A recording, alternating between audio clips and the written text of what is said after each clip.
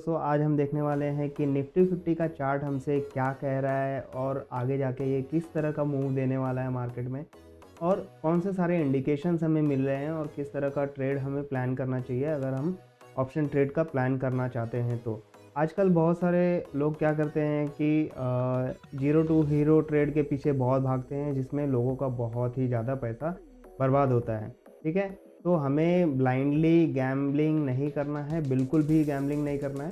तो हमें proper study करके, प्रॉपर एनालिसिस करके मार्केट फंडामेंटल्स क्या चल रहे हैं एंड फिर चार्ट हमें क्या कह रही है, जो इंपॉर्टेंट लेवल्स हैं वो सारी चीज़ें हम देखेंगे एंड उसके बाद ही हम डिसाइड करेंगे कि भैया हमको करना क्या है। ठीक है, तो चलिए आज के वीडियो को स्टार्ट करते हैं एंड निफ्टी 50 के चार्ट को पूरी तरह से एनालाइज करने के बाद हम ये भी देखेंगे कि कौन सा ऑप्शन हम चूज़ कर सकते हैं और उसमें किस तरह का प्रॉफिट एंड लॉस बनने के चांसेस होंगे। ठीक है, तो पहले ये देख लेते हैं कि मार्केट किस तरह से मूव करने वाली है।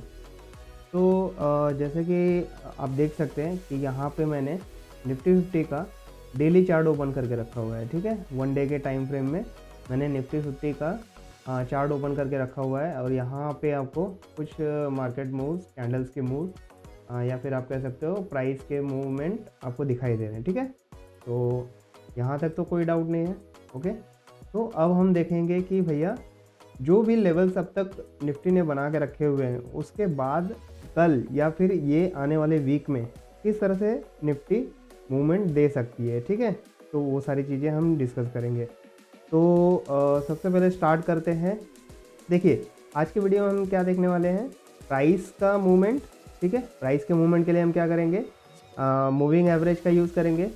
ठीक है, फिर निफ्टी 50 का जो स्ट्रेंथ बना है मार्केट में, तो स्ट्रेंथ के लिए हम कौन सा यूज़ करते हैं, या तो DMI यूज़ करते हैं, डायरेक्शनल मूवमेंट इंडेक्स यूज़ करेंगे, या फिर RSI यूज़ करेंगे। ठीक है, तो प्रोबेबली RSI ही यूज़ करेंगे अभी यहाँ पर फ़िलहाल। ठीक है, तो चलिए RSI एंड मूविंग एवरेज इस टेक्निकल इंडिकेटर के यूज़ से हम देखेंगे कि मार्केट में स्ट्रेंथ कैसी बनी हुई है निफ्टी 50 में एंड आगे किस तरह से निफ्टी 50 परफॉर्म कर सकती है। ओके, तो स्ट्रेंथ एंड प्राइस मूवमेंट किस डायरेक्शन में हो सकता है थोड़ा एनालाइज करते हैं। ओके, और इम्पॉर्टेंट लेवल्स की भी बात कर लेंगे कि कौन से सारे इम्पॉर्टेंट लेवल्स है जहाँ पे हमें थोड़ा ध्यान रखना है। ठीक है, तो चलिए स्टार्ट करते हैं अपने एनालिसिस को। सबसे पहला स्टेप जो होता है कि अभी डेली चार्ट में आपको क्या पैटर्न दिख रहा है। ठीक है, पहला स्टेप क्या है कि डेली चार्ट में आपको क्या पैटर्न दिख रहा है। ठीक है, यहाँ पे मैं टाइप करते हुए जाता हूँ कि पहला स्टेप जो है, आपको लॉन्गर व्यू में आप देखो तो डेली चार्ट में प्राइस पैटर्न क्या है। ओके, प्राइस पैटर्न क्या है। ठीक है, सेकेंड जो है कि लोअर टाइम फ्रेम में जाके हम लोग देखेंगे, लोअर टाइम फ्रेम में जाके हम चेक करेंगे कि वहाँ पर प्राइस पैटर्न कैसा है। ठीक है, प्राइस पैटर्न मतलब चार्ट पैटर्न जो हम बात करते हैं, तो ये प्राइस पैटर्न कैसा है ये भी देख लेंगे। ओके, इम्पॉर्टेंट लेवल्स देखेंगे हम, important levels in 1 day time frame. Okay, and in lower time frame, मतलब 1 घंटे के या फिर 15 मिनट के चार्ट में किस तरह के टाइम फ्रेम में किस तरह के इंपॉर्टेंट लेवल्स दिख रहे हैं। ठीक है, तो ये सारी चीज़ें हम पहले एनालाइज करते हैं। ये तीनों चीज़ें आपको एनालाइज करना है। ओके, कोई डाउट नहीं है। ओके, चलिए यहाँ पे इसे मैं फ़िलहाल हाइड कर लेता हूँ। चलो विजिबिलिटी इसे हाइड कर देता हूँ फ़िलहाल के लिए। ठीक है, तो यहाँ पे मैंने इसे हाइड कर दिया। अब हम क्या करते हैं, इंपॉर्टेंट लेवल्स की जो बात कर रहे हैं, तो सबसे पहले जो ये ऑल टाइम हाई बनाया है 21,800 कितने पे थी, 21,834। यहाँ पे आप देखिए ये हाई जो दिख रहा है, इस कैंडल पे लेके जाऊँ तो हाई दिख रहा है, 21,834 का हाई बनाया हुआ है। ठीक है, तो पहला लेवल तो आपको ये मिल जाता है कि भैया ब्रेकआउट मिलेगा, तो 21,834 के ऊपर अगर ब्रेकआउट मिल गया तो परफेक्ट आपको कंफर्मेशन मिल जाता है कि भैया चलो एंट्री लेने का मौका आ गया है, एंट्री लेने का वक्त आ गया है। ठीक है, ये ऑल टाइम हाई का हो गया। अब मेजर सपोर्ट कहाँ पे बन रहा है, ठीक है, तो मेजर सपोर्ट की बात करें तो ये लेवल परफेक्ट लग रहा है, ठीक है। यहाँ पे देखिए ये लेवल लग रहा है, यहाँ से 2 बार रिजेक्ट, मतलब 21,500 के लेवल पे अच्छा खासा एक लेवल है, ठीक है। एक लेवल यहाँ पे है 21,500 पे, एंड दूसरा लेवल आपको अप्रॉक्सीमेट इस लेवल पे भी पकड़ सकते हैं। ये वाला जो लेवल है 21,680 के आसपास, मतलब 21,650। मैं क्या करता हूँ, इसे 21,700 के आसपास पकड़ लो, ठीक है। तो अभी ये चीज़ आपको क्लियरली दिख रही है कि एक मेरा है ऑल टाइम हाई का लेवल, एक यहाँ पे ये प्राइसेस पे मुझे बार बार सपोर्ट मिला है, और वो ब्रेक करके फिर से एक 21,500 पर सपोर्ट लेके फिर से गैप अप ओपनिंग के साथ, ठीक है, बुलिश हरामी कैंडलस्टिक पैटर्न यहाँ पे दिखाई दे रहा है। उसके बाद एक पॉजिटिव कंफर्मेशन भी मिला है, ठीक है। बट यहाँ पे आप देखो तो डोजी कैंडलस्टिक पैटर्न फॉर्म हुई है, तो यहाँ पे अभी भी कन्फ्यूज़न बना हुआ है। तो दो चीज़ हो सकती है, यहाँ पे एक और बड़ा बुलिश कैंडलस्टिक पैटर्न बने, ठीक है, और ये बुलिश कैंडलस्टिक पैटर्न जो 21,834 का जो ऑल टाइम हाई बना था उसे ब्रेक कर दे, तो यहाँ पे एकदम परफेक्ट आपका एंट्री बनेगा, ठीक है। तो यहाँ पे कॉल ऑप्शन में आप एंट्री बना पाएंगे, कॉल ऑप्शन बाय करके आप अच्छा खासा आगे मूव का मज़ा ले पाएंगे और अच्छा खासा प्रॉफिट भी बना पाएंगे, ठीक है। तो नेकेड ऑप्शन ट्रेडिंग कर सकते हैं, यानी कि कॉल ऑप्शन बाय करके आप पैसा बना सकते हैं। तो एक ये था, एक ये व्यू हो गया, ठीक है। तो और दूसरा चीज़ जो है, अभी आप देखो तो मार्केट ने क्या किया था कि 21,800 का ऑल टाइम हाई बनाया, उसके बाद फिर से red candle they the, but ये एक हैमर के फॉर्म में दी हुई है यहाँ पे, ठीक है। अब यहाँ पे लोगों का क्या लगा कि ये एक काइंड ऑफ सपोर्ट एरिया की तरह काम कर रहा है, तो यहाँ से हो सकता है कि मार्केट फिर से ऊपर जाए, क्योंकि पीछे ऑल टाइम हाई बनाया हुआ था, बट यहाँ पे फिर से अच्छी तरह से रिजेक्ट हुआ है, बहुत ही फोर्सफुली रिजेक्ट हुआ है मार्केट। फिर उसके बाद ये हैमर बनी है, बट उसके बाद एक पॉजिटिव कैंडलस्टिक बननी चाहिए, बट वो नहीं बनी, यहाँ पे नेगेटिव बनी। तो इसका मतलब क्या हो रहा है कि मार्केट काफ़ी कन्फ्यूज़न मोड में है। ऑल टाइम हाई ब्रेक करने के बाद यहाँ पे नेगेटिव कैंडल बहुत बड़े वॉलेटिलिटी के साथ दिखाई दे रही है आपको। उसके बाद फिर से गैप अप ओपनिंग के साथ एक पॉजिटिव कंफर्मेशन मिला है, बुलिश हरामी कैंडलस्टिक पैटर्न बनी है यहाँ पे। इन दोनों को अगर आप देखो, ठीक है, तो ये मदर कैंडल है और ये बेबी कैंडल है, ठीक है। उसके बाद आपको पॉजिटिव कैंडल बनी है, बट ये डोजी है, तो अभी भी कन्फ्यूज़न बना हुआ है। तो यहाँ पे डेफिनेटली एक पॉजिटिव कैंडल स्टिक बने जो कि 21,834 का लेवल पार कर दे, तो डेफिनेटली एक बड़ा मूव इस वीक में देखने मिल सकता है आपको। अदरवाइज़ यहाँ पे ऐसा भी हो सकता है कि कल के दिन में आपको काफ़ी हेवी सेलिंग दिखने मिल सकता है मार्केट में। ये क्यों मैं बोल रहा हूँ, क्योंकि अभी मार्केट बहुत ही कन्फ्यूज़न में चल रहा है। यहाँ पे देखिए डोजी पे डोजी बन रहे हैं, यहाँ पे डोजी बन रहा है, स्पिनिंग टॉप बना हुआ है, या फिर डोजी बोल सकते हैं, डोजी स्टार बोल सकते हैं इसे, ठीक है। ये भी काइंड ऑफ डोजी है, इसमें वॉलेटिलिटी देखिए इतना कम है, ठीक है। एंड ये सारे बड़े बड़े कैंडल बने हैं, बस नेगेटिव डायरेक्शन में बने, ठीक है। बाकी यहाँ पे फिर से एक डोजी बना हुआ है, तो मार्केट काफ़ी कन्फ्यूज़न मोड में चल रहा है कि 21,800 के ऊपर जाना है या नहीं जाना है, ठीक है। अगर 21,800 के ऊपर जाती है तो डेफिनेटली 22,000 का लेवल टच करेगी ही करेगी, ओके। तो एक ये व्यू है। अगर यहाँ से नेगेटिव कैंडल स्टिक बनती है तो डेफिनेटली एक डाउनफॉल देख सकते हैं आप, क्योंकि एक बार सपोर्ट ली है, बट दूसरी बार अगर फिर से इस लेवल पे आएगी 21,500 पर, तो डेफिनेटली ये लुढ़क के एटलीस्ट इस लेवल तक तो जाएगी ही, या फिर एक और ये लेवल हो सकता है, ठीक है। ये 2 लेवल तक जाते हुए देखने मिल सकती है आपको, ठीक है। तो ये 2 लेवल कौन से हैं वो भी ड्रॉ कर लेते हैं। ये लेवल है 21,300 का, 350 भी बोल सकते हो, ये लेवल है एंड दूसरा है 21,200 का।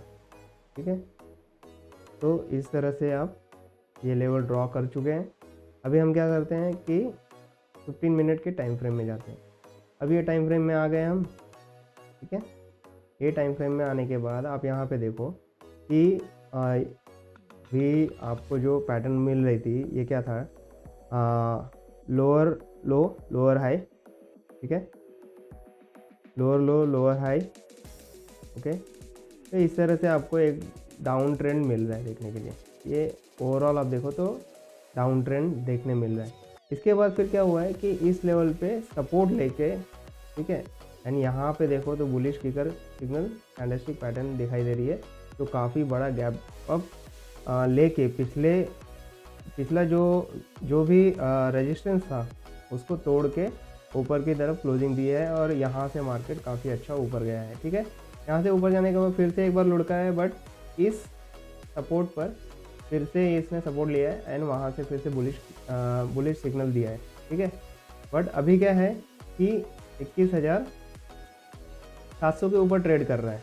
ठीक है, जो क्लोजिंग हुई थी फ्राइडे को 21,700 के ऊपर 21,700 के ऊपर क्लोजिंग दी है। मतलब ये इंडिकेट कर रहा है अब मार्केट हो सकता है कि कंफ्यूज भी कर रहा है या फिर एक कंफर्मेशन देना चाहता है कि भैया मार्केट जो है अपना बुलिश मोमेंटम कंटिन्यू रखना चाहती है और ये 21,800 के ऊपर जाएगी और पिछला जो ऑल टाइम हाई बनाया था उससे भी आगे निकल सकती है। बट उसके लिए क्या है कि 21,800 के ऊपर मार्केट ओपन होनी चाहिए या फिर ये ब्रेकआउट देनी चाहिए पिछला जो ऑल टाइम हाई बनाया था उससे। ठीक है, तो ये सारी चीज़ें क्लियर हो गई होंगी। तो अब हम बात करते हैं कि यहाँ पे मार्केट में स्ट्रेंथ कैसा बना हुआ है। ठीक है, तो फिर से डेली चार्ट में जाते हैं और देखते हैं कि अगर मैं इस वीक की बात करूँ तो मार्केट का स्ट्रेंथ कैसा होगा। ठीक है, मार्केट के स्ट्रेंथ के लिए मैं क्या करूँगा, RSI सिलेक्ट करता हूँ। या RSI मैंने सिलेक्ट कर लिया। अब यहाँ पे देखो कि मार्केट ऑलरेडी ओवरबॉट कंडीशन में था। ठीक है, यहाँ पर इस एरिया में ओवरबॉट कंडीशन में था, बट उसका फिर भी मन नहीं भरा। उसने क्या किया, फिर से ये जो 70 का लेवल है, ठीक है, ये जो लेवल है ये 70 का लेवल है, इस पर फिर से सपोर्ट बना के फिर से अप मूवमेंट दिया है यहाँ पे। ठीक है, बट अभी ये जा ही रहा था 70 के नीचे, और यहाँ पे अब कंफ्यूज है। अब ये 70 के ऊपर अगर निकलता है तो डेफिनेटली 80, 88, 85 ये एक बड़ा मूव दे सकता है मार्केट में। ठीक है, ऐसा एक अंदाज़ा आप पकड़ सकते हो। तो अभी भी जो है इसका स्ट्रेंथ मार्केट में आप कह सकते हो कि बुलिश जोन में है अभी भी फ़िलहाल। ठीक है, ये 70 के लेवल से नीचे जाने की सोच भी नहीं रहा है। ठीक है, 70 के नीचे जाना स्टार्ट किया था उसने, पर फिर से वो ऊपर की तरफ जा रहा है। तो अब यहाँ पे एक इंडिकेशन मिलता है कि ये फिर से 70 अब जाके 75, 80, 82, 88 इस तरह से बड़ा एक मूव दे सकती है। ठीक है, एक ये कंडीशन हो सकता है, या फिर यहाँ से डाउनफॉल देगी, फिर उसके बाद कंटिन्यू इस तरह से मार्केट में ट्रेड करेगी। ठीक है, तो दोनों क्राइटेरिया हो सकते हैं, 50% अप जाने के, 50% डाउन जाने के। एंड एक जो बीच वाला रास्ता होता है, बीच वाला रास्ता मतलब साइड वेज, तो हो सकता है कि 800 से ये जो लेवल है 21,500 और 21,800 के बीच में ही घूमता रह जाए। ठीक है, यहाँ पे ये ऐसा घूमता रह जाए, फिर जब ब्रेकआउट दे तो या तो ऊपर चला जाएगा या फिर 500 के नीचे जाएगा। तो ये एक देखने वाली चीज़ होगी आपके लिए। ओके, अगर कल मार्केट गैप अप ओपनिंग देती है तो डेफिनेटली आपको अच्छा खासा बुलिश मूव देखने मिलेगा। ओके, तो मान लेते हैं कि अभी जिस तरह का कंडीशन दिख रहा है यहाँ पे, मार्केट गिरना स्टार्ट हुई थी, बट बायर्स इतने हैं कि उन्होंने संभाल लिया। ठीक है, फिर कल अगर यहाँ पे बुलिश कैंडलस्टिक पैटर्न फॉर्म हो चुकी है। ठीक है, बुलिश हरामी कैंडलस्टिक पैटर्न फॉर्म हो चुकी है, एक डोजी बनी है, बट एक और पॉजिटिव कंफर्मेशन मिल जाएगा गैप अप ओपनिंग के साथ। तो यहाँ पे कंफर्मेशन मिल जाएगा कि भैया मार्केट बुल रन में कंटिन्यू रहने वाली है। ठीक है, तो पहले तो मान लेते हैं कि ये अभी यहाँ पे एनालिसिस करने के बाद हमको लग रहा है कि मार्केट मॉडरेटली बुलिश कंडीशन में है, ठीक है। तो मॉडरेटली बुलिश कंडीशन के लिए हम कौन सा यूज़ करते हैं, जल्दी बताइए जल्दी। जी हाँ, बुल कॉल स्प्रेड हम लोग यूज़ करते हैं, या फिर बुल पुट स्प्रेड भी आप यूज़ कर सकते हैं। तो बुल पुट स्प्रेड में क्या होता है, चलिए वो सब मैं बताऊंगा आपको। फिलहाल यहाँ पर मूविंग एवरेज भी ऐड कर लेते हैं। मूविंग एवरेज, ठीक है। एक और, अब ये एक 9 का एक 5 का, यहाँ पे जाके इसको चेंज कर देता हूँ। ये 5 हो गया, का कलर चेंज कर देता हूँ, ग्रीन, ठीक है, ओके। एंड दूसरा जो ब्लू है इसे मैं कर देता हूँ पिंक टाइप में, या पर्पल कर देता हूँ डार्क, ओके, ठीक है। तो ये पर्पल कलर, ठीक है ना, ये पर्पल कलर, और ये यहाँ पे देखो आप, यहाँ पे फिर से ना एक पॉजिटिव क्रॉसओवर होने वाला है, ठीक है। 9 SMA का जो कर्व है वो 5 SMA के कर्व को नीचे से ऊपर की तरफ कट करने वाला है। लेकिन कल अगर पॉजिटिव कंफर्मेशन मिलता है आपको तो डेफिनेटली ये कट करेगा और एक बड़ा मूव आपको देखने मिलेगा, ठीक है। तो ये डेली चार्ट में आपको इस तरह से मूव देखने मिल रहा है कि भैया मार्केट में बुल रन कंटिन्यू रह सकता है, ओके। पहला कंफर्मेशन तो यहाँ पे मिल गया कि मार्केट बुलिश मूव में है, ओके। अगर 21,500 के नीचे जाता है या 21,500 पर आता है, फिर वहाँ से हो सकता है साइडवेज जा सकता है, या फिर 21,500 के नीचे अगर क्लोजिंग देगा वो, तो डेफिनेटली आपको एक डाउनफॉल कुछ अच्छे लेवल तक देखने मिल सकता है, लगभग 20,800 बोलो और 20,700 के आसपास इस लेवल पे डाउनफॉल देखने मिल सकता है, ठीक है। और या फिर बहुत ही ज़्यादा डाउनफॉल हुआ तो 20,200 के लेवल तक भी देखने मिल सकता है, अगर वॉलेटिलिटी काफ़ी ज़्यादा रहेगी तो, ठीक है। तो ये सारे व्यूज़ थे यहाँ पे, ये सारे चांसेस हैं, इसीलिए कंटिन्यू वॉच रखना होता है क्योंकि वॉलेटिलिटी काफ़ी हैवी होती है यहाँ पे। तो ये आपका कंफर्मेशन हो गया प्राइस मूवमेंट का और आरएसआई का भी, ठीक है। अभी भी कन्फ्यूज़न बना हुआ है, मार्केट में कंफर्मेशन नहीं मिला है कि आपको भैया क्या करना है, ठीक है। तो अभी फ़िलहाल मैं क्या करता हूँ, रिमूव ड्राइंग्स कर देता हूँ जो भी लेवल्स मैंने ड्रॉ किए हैं। एंड चलिए ये सारे मैं रहने देता हूँ यहाँ पे। अब हम क्या प्लान करेंगे, अब तो ये डिसाइड हो गया कि भैया मार्केट थोड़ा बुलिश मोड में है, ठीक है। मार्केट क्या है, moderately, market moderately bullish condition में दिख रही है, ठीक है। तो इसके ऊपर हम एक ट्रेड प्लान कर सकते हैं, बट ट्रेड एग्जीक्यूट नहीं करना है जब तक कंफर्मेशन ना मिले, ठीक है। तो यहाँ पे एक ट्रेड प्लान कर सकते हैं, क्या प्लान करेंगे कि हमें बुल पुट स्प्रेड लेना है, ठीक है। बुल पुट स्प्रेड में क्या होता है, तो बुल पुट स्प्रेड में क्या होता है, आपको आउट ऑफ द मनी का पुट ऑप्शन बाय करना होता है और इन द मनी का पुट ऑप्शन सेल करना होता है, सिंपल। तो अभी मार्केट आप देखो तो 21,710 पर है, ठीक है। 21,710 पर है, तो आपको एक जो है एक ट्रेड प्लान करके रखना होगा। वो प्लान क्या करना होगा कि भैया 21,700 है तो आउट ऑफ द मनी का पुट ऑप्शन क्या होगा, आउट ऑफ द मनी का पुट ऑप्शन 21,500 पकड़ते हैं कि हमको लगता है कि 21,500 तक जा सकता है मार्केट, ठीक है। तो यहाँ पे जाते हैं एंड ऑप्शा एज पर जाके, ठीक है, ऑप्शा एज पर भी जाके कर सकते हैं, नहीं तो हमारे एक्सेल शीट में भी कर सकते हैं। चलिए मैं यहाँ पे फटाफट आपको ऑप्शा एज पे बता देता हूँ। यहाँ पे लॉगिन कर लेते हैं हम, फिर यहाँ पर ऑप्शन में जाके स्ट्रैटेजी बिल्डर में हमको लग रहा है कि मार्केट बुलिश होने वाला है, तो बुलिश मार्केट पर हम ऑलरेडी क्लिक है, तो बुल पुट स्प्रेड हमें लेना है, ठीक है।